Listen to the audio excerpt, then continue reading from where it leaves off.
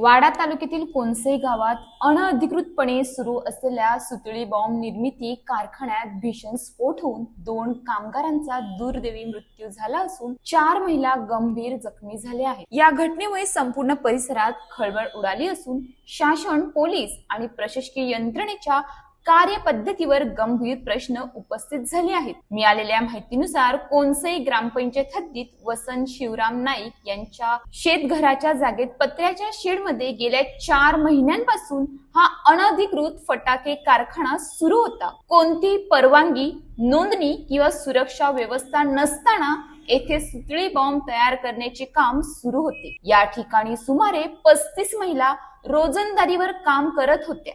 त्यापैकी 28 महिला घटनेच्या वेळी उपस्थित होत्या। घटनेच्या दिवशी अचानक भीषण स्फोट झाला आणि संपूर्ण शेड उद्ध्वस्त झाले। या स्फोटात भावेश दिलीप वावरे राहणार जामघर यांचा जागीच मृत्यू झाला, तर मोनिका सचिन पडवळे राहणार पालसई या गंभीर जखमी झाल्या होत्या। त्यांना उपचारासाठी ठाणे येथे हलवण्यात आले, मात्र उपचारादरम्यान त्यांचा मृत्यू झाला। 4 महिला अद्याप विविध रुग्णालयात उपचार घेत आहेत। प्राथमिक तपासानुसार स्फोटक मिश्रण क्षमतेपेक्षा जास्त प्रमाणात तयार करण्यात आले होते, तसेच अयोग्य हाताळणी आणि वाढलेले तापमान यामुळे हा स्फोट झाल्याची शक्यता व्यक्त केली जात आहे। या प्रकरणी पोलिसांनी तातडीने कारवाई करत योगेश दत्तात्रय मोकाशी, पर्यवेक्षक वसंत शिवराम नाईक, जागा मालक नरेंद्र रामसूरज सिंग, कारखाना मालक आणि श्रीपती बंसी यादव भागीदार यांना अटक केली आहे।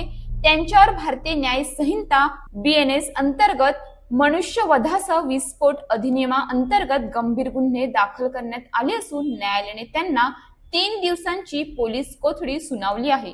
मात्र या घटनेनंतर पोलीस यंत्रणेच्या भूमिकेवरही प्रश्न उपस्थित होत आहेत। इतका मोठा अनधिकृत स्फोटक कारखाना अनेक महिन्यांपासून सुरू असताना तो स्थानिक पोलिसांच्या निदर्शनास कसा आला नाही, याबाबत नागरिकांकडून तीव्र संताप व्यक्त होत आहे। या प्रकरणात पोलीस अधीक्षक यतीश देशमुख हे नेमकी कोणती भूमिका घेतील याकडेही सर्वांचे लक्ष लागले आहे।